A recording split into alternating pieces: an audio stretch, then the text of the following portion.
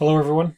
Welcome back to the Real Canadian Liberal podcast, where we discuss everything liberty, freedom, and liberalism. I'm talking about real liberalism, not that collectivist nonsense that masquerades as liberalism these days. Talking about real liberalism, John Stuart Mill style liberalism, Abraham Lincoln style liberalism, the respect for fundamental human rights and civil liberties. I'm Stu Stoutinger. I'm a retired British and Canadian military officer. I'm your host, and I'm a regenerative rancher right here in central Alberta.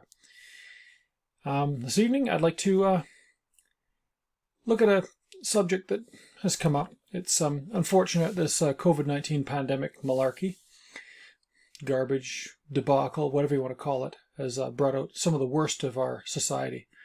And it's brought out exposed some of the ignorance of our society.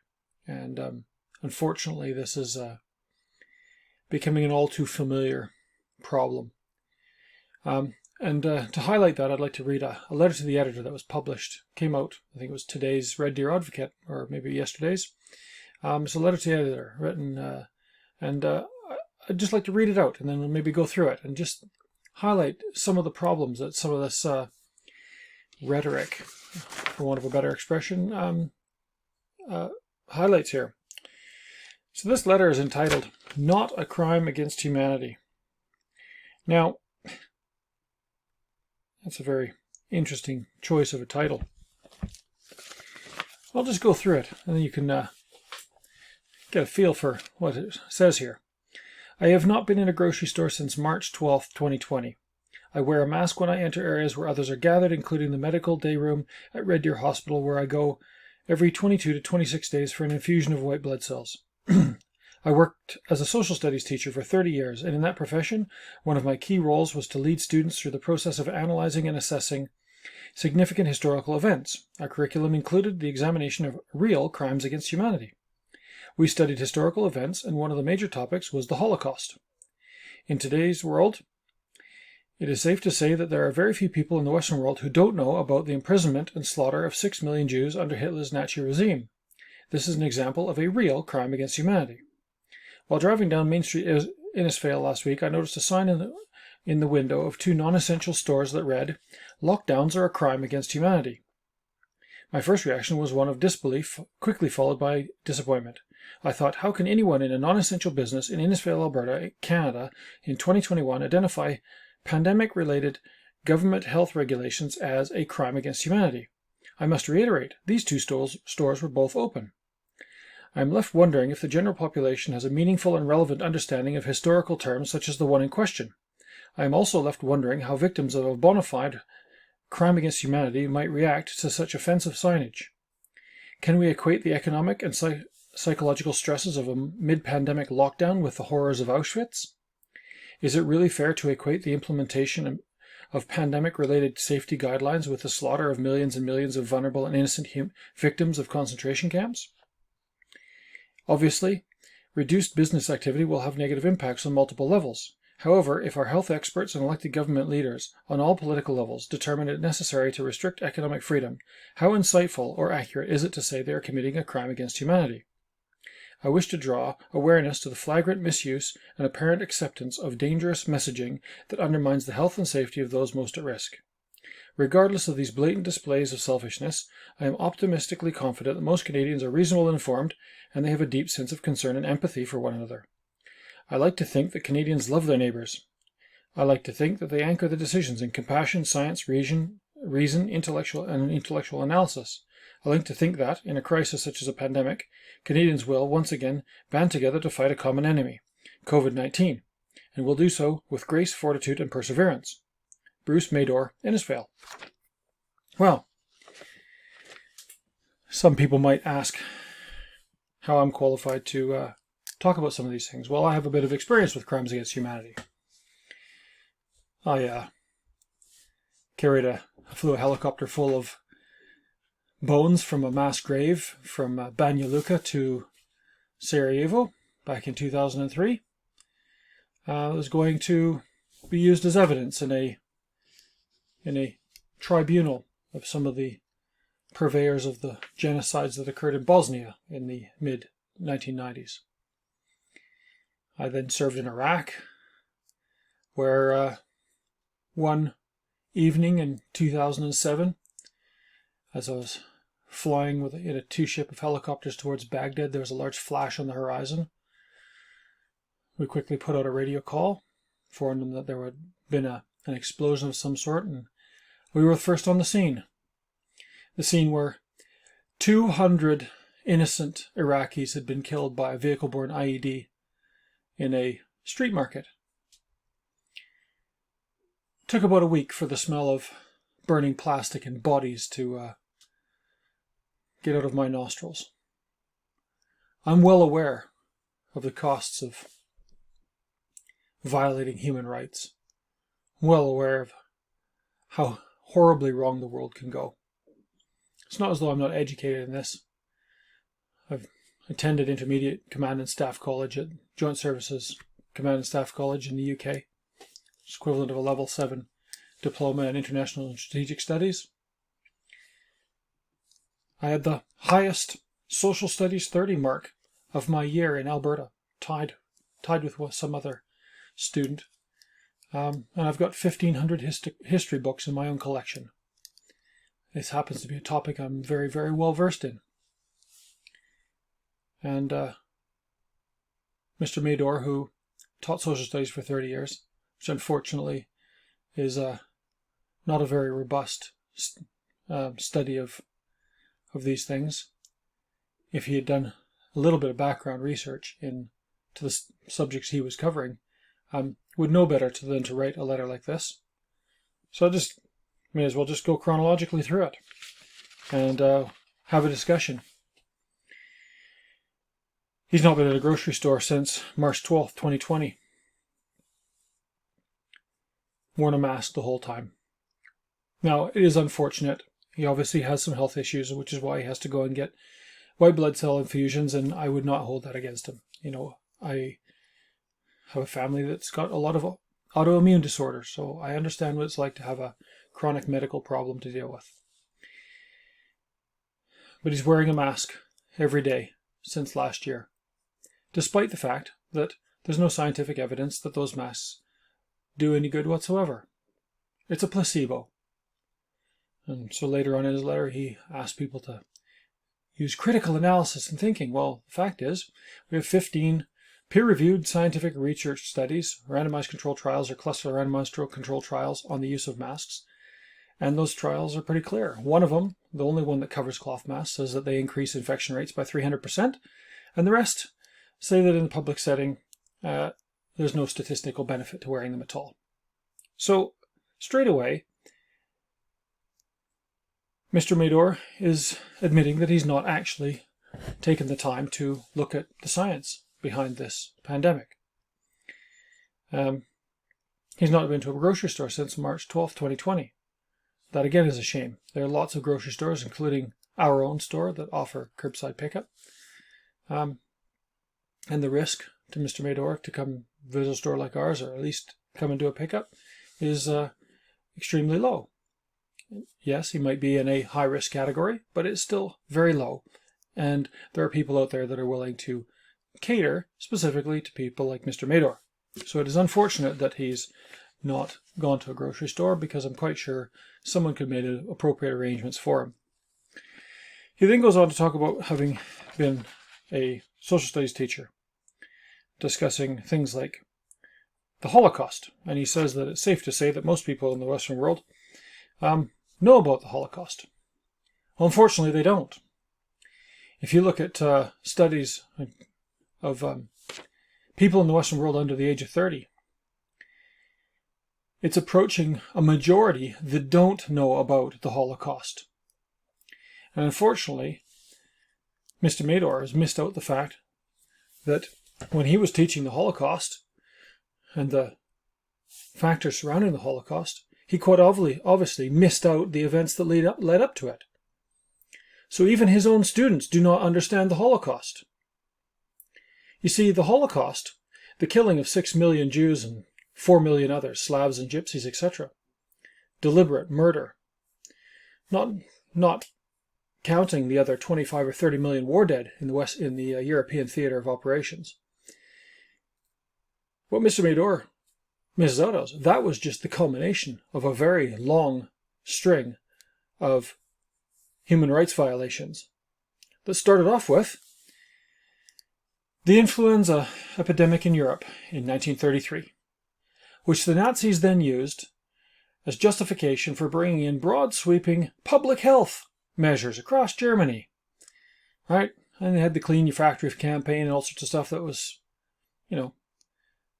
relatively innocent on the surface. But tied into all that sort of stuff were things like closing down of non-essential businesses, targeting specifically those filthy capitalist Jews. Because you see, Hitler was a National Socialist. In his own book, Mein Kampf, he wrote, this is a translation from German, but he wrote, "Were it not for my racial insights, National Socialism would do nothing more than compete with Marxism directly on its own turf." Slightly paraphrased there. The sick lunatic called it racial insights. But aside from that, he was just a Marxist, like all the rest. And because these small business people were carrying out things like capitalist free market economics, they were a target, and they were non-essential. And throughout the 1930s, there was a concerted campaign across Germany and then post-1938 in Austria to sideline any small business that did not follow the rules, that did not fit into what this new great society, responsible society that thought about the greater good, didn't follow those rules. And those same epidemic-triggered health measures led in time to not only the businesses being declared non-essential, but certain peoples being declared non-essential. Certain races being declared non-essential, or handicapped people with Down syndrome or physical handicaps or other mental handicaps being declared as non-essential and being systematically wiped out. He didn't start with the Jews. He started off with the children with Down syndrome and things like that. They wrote into their laws declaring certain peoples to be carriers of disease. This all came out of the public health measures following an epidemic. An epidemic, by the way, which is significantly worse in per capita death than COVID-19. Nonetheless, it was used as an excuse to build a system of measures which culminated in the extermination of 6 million Jews and 4 million Slavs, Gypsies, etc. You see, the human rights abuses didn't start with Adolf Eichmann's goons loading Hungarian Jews onto rail cars. It started a long time before that. It started when the government started suspending things like free speech, declaring businesses non-essential, etc. This is the historical record of Nazi Germany. So to say that these businesses have got it wrong, that they're misidentifying crimes against humanity, these businesses understand where crimes against humanity start, and they start with the violation of fundamental human rights and civil liberties without due process. And here's the issue that I think Mr. Mador needs to understand. He says, how can anyone in a non-essential business, so here he is using the very terms that Hitler or Mussolini themselves might use, declaring someone's business non-essential, therefore declaring the lives that that businesses support non-essential, I assume. Perhaps not. But how can they identify these government health regulations as a crime against humanity? Well, simply put, a crime against humanity is a human rights violation against a group, either a population or a large demographic group. Well, if you violate human rights without following due process, i.e. through the criminal courts in the case of a criminal prosecution, or through Section 1 of the Constitution in the case of a reasonable limitation ruling, you've got a human rights violation. If it's done against a whole bunch of people, that's a crime against humanity by definition under international law, Mr. Mador. So they are crimes against humanity. And you say, how can we compare them with killing 6 million Jews? Well, let's look at some statistics, shall we? Between March and September 2020, just due to the knock-on effects of lockdown measures around the world, led by the Western world, 135 million people were put into food insecurity. We doubled the number of people facing starvation in a few short months. By the end of the year, it was 300 million people worldwide. So we more than doubled it. By the end of 2020, just in Africa alone, children under the age of 12, we starved over a million to death. Because the economic engine that those non-essential businesses represent was slowed down, shut down, hindered, strangled. A million African children. That doesn't count the children under 12 in Southeast Asia or South America or Asia or West Asia, East Asia, any of the places where people were on the brink of poverty. It doesn't include any of the people over the age of 12, all the adults. The World Food Programme estimates that the total starvation death toll of COVID-19 lockdown measures will top 36 million by the time this is over. 36 million! That's the cost of the Holocaust and all the war dead of the European theatre war in World War II. That's just from starvation. One consequence of these public health measures. Just one. 36 million? I'd consider that to be a crime against humanity, considering that it has never been scientifically justified and never been taken and put through due process. Well, a few countries have actually, and they've rejected it. Sweden, Austria, Belgium, Finland, Iceland, Portugal, to name a few, that are slowly declaring these things to be human rights violations, but the consequences, because they're against entire populations, are crimes against humanity. There have been 80 papers published on the effectiveness of lockdowns and the negative consequences of lockdowns since this began. 80 plus. I've got 40 odd on my computer. If you take the life years lost in Canada alone, due to the long-term economic and poverty-related and psychological-related suicide, knock-on cultural problems that come out of lockdowns. The estimated life years lost from COVID-19 in Canada will be around about 6.3 million life years lost. 6.3 million life years lost. And yet the average death in Canada, of the 23,000 deaths or so that we've had in Canada, the average death in Canada has been a lost life of someone who had less than a year's life expectancy left. And here's the thing, because we didn't focus the protection on the most vulnerable anywhere, we focused these lockdowns on the least vulnerable members of our society, despite what Mr. Mador says here about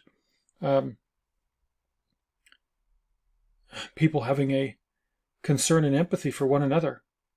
They obviously haven't had much of a concern and empathy for one another, because the focused protection measures recommended in the World Health Organization's 2019 pandemic guidelines, the ones that Sweden roughly followed, the ones that the Great Barrington Declaration recommend, could have saved 15,000 of those 23,000 lives approximately. But instead, what did we do? We locked people down. We reduced the mobility of people aged 0 to 65, where the risk of COVID-19 is significantly less than influenza. And if you reduce the mobility of the least vulnerable, you increase the relative mobility of the vulnerable. So you increase the COVID-19 death rate. You don't decrease it. So not only have we increased, not only have we maximized the COVID-19 death rate, but the knock-on effects from 23 million life years lost, if we're generous and say that we lost a single life year per every life lost to COVID, compared to 6.3 million life years lost due to COVID lockdown measures. The numbers aren't even close. They're not even the same scale. They're so out of the ballpark, Stalin would refer to them as a statistic. And we know what he thought about life. So, we have an issue here. The human rights violations, the lack of due process that we're witnessing in Canada, were the start of what led the Nazis to the Holocaust. The complete and flagrant ignoring of actual science and replacing real science by pseudoscience. We've seen it across the board. We knew in 2019 that these lockdown measures wouldn't work and it had massive collateral damage. We knew that. The last 150 years of scientific evidence was clear. They rewrote those guidelines in 2019 with all the scientific experts inputting into it. By September last year, we had 23 scientific papers and articles written on that subject, proving that the lockdowns in the spring had not worked to slow the rate of transmission of COVID-19 and had caused enormous collateral damage, not least of which were the 12,000 children a day dying in Africa at that stage. We knew at that stage, because the analysis had been done, that the COVID death loss in Africa would be 1/30th the death loss as a result of the lockdowns. 1/30th. And because those deaths were of younger people, the life years lost was enormous. Now, if you work out the math, in life years lost, COVID-19 in Alberta has been 1/420th as bad as Spanish influenza. That's right. We lost 420 life years to Spanish influenza for every one life year lost of COVID-19 in Alberta per capita. That's corrected for population change. There's no justification for what's happened. None. Despite the risks that this particular individual, Mr. Mador, takes in his life, because he's obviously got some health issues. And I cannot stress enough that those who are suffering from comorbidities are at risk to this disease. They are. That's why they're called comorbidities. Because you're dying from them. If you don't have them, you're not dying. It's pretty simple. But to turn around and call people selfish for thinking 36 million people starving to death isn't okay is utter insanity. Because every single one of those starvation deaths could have been avoided. The total death toll to COVID-19 so far is about 2.8 million. So it's not even a tenth of that starvation death toll, what it will be. And COVID-19 is just about done. You can look at the stats. Oh yeah, sure, we can collect cases. We know that the PCR test doesn't actually tell us anything useful because the cycle thresholds are way too high. Above 35, it detects dead nucleotides. It's false positives across the board. It's not even legal in a court of law above a cycle threshold of 24, and even then it has a 30% false positive rate. So this stuff is anti-scientific. It's about as scientific as the science found in Mein Kampf. It's about as scientific as the science that the Nazis used to justify their public health measures from 1933 to 1936 when they ramped up all of this sort of stuff. So I think Mr. Mador needs to go and sit down, have a good hard look in the mirror. Because when you're declaring someone's business and the family that relies on that business to survive as non-essential, it's a very, very small step from there to declaring someone to be Untermenschen, subhuman. Very small step. If you do not follow due process in the limiting of fundamental human rights, you're breaking the law. Those laws came in to our public consciousness. They came into international law as a direct result of the Nazi Holocaust. That's why they're there.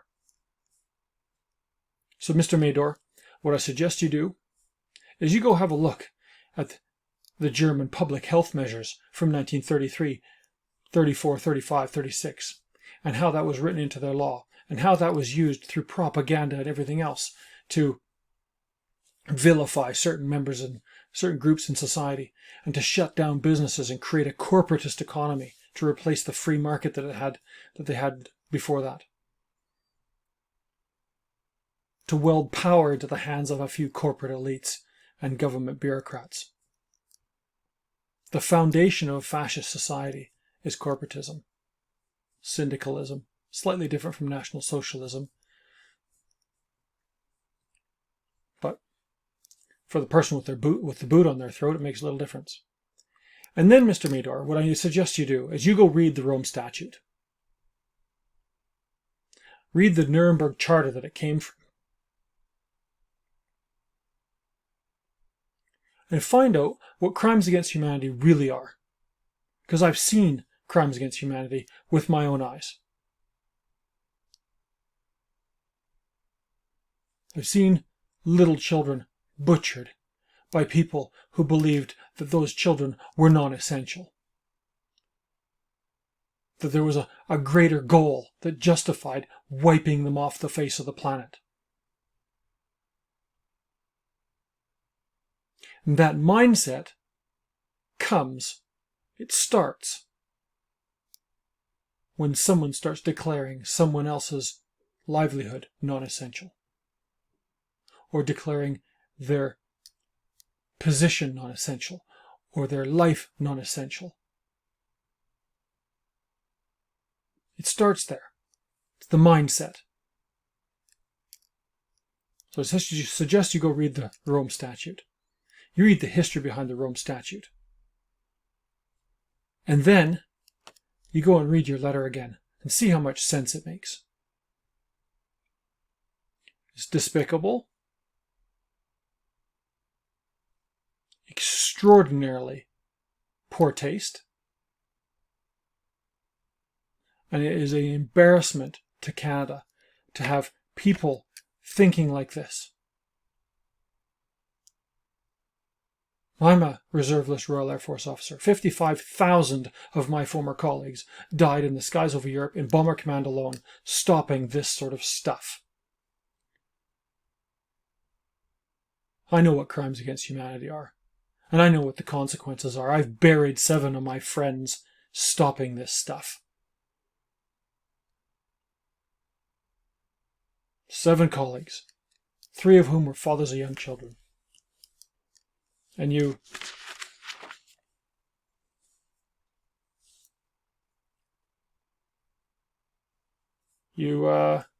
refer to it to their efforts in these condescending terms. So here's the thing. I'll just finish off here. You said they should anchor the decisions in compassion, science, reason, and intellectual analysis. Well, your intellectual analysis sucks.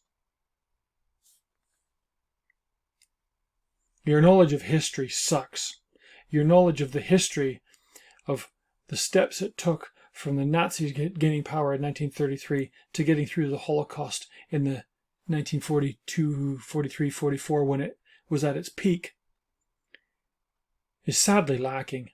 And it's an absolute tragedy that you've got 30 years of social studies students who obviously are very poorly informed. And they're probably out there in Alberta right now, voters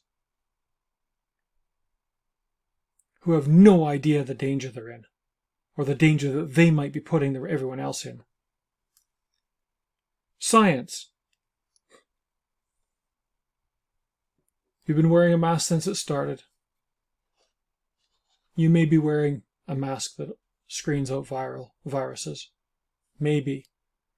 If you're wearing one that's got a activated charcoal filter, appropriate one-way breathing system, then you might be. But I highly doubt it. You're probably wearing one that does nothing. Most people are. Most people are wearing cloth ones that actually make it worse. 300% worse, by the way, and you can look that study up. It's published on the British Medical Journal website, I believe. And trial started in 2009, published, peer-reviewed and published in 2015. It's not hard to find. Plenty of references online. Reason and compassion. Mr. Mador, where's your compassion for the 1 million and counting dead African children? The 300 million people facing starvation. The 36 million who will die from the starvation.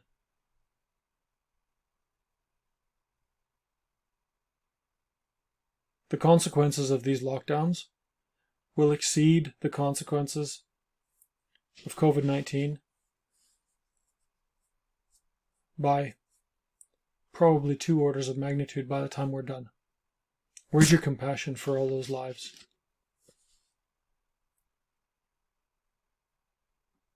And where's your understanding of fundamental human rights and due process? No country, no government, no public health authority, no one is to be permitted to break fundamental human rights and civil liberties without following due process. If they do, they are a criminal under Canadian and international law. And you suggesting that that's okay is a very, very dangerous suggestion. And you should be ashamed of yourself. Anyway, I've said enough. I think you got my point. Let's leave it at that. And we'll talk to everyone next time.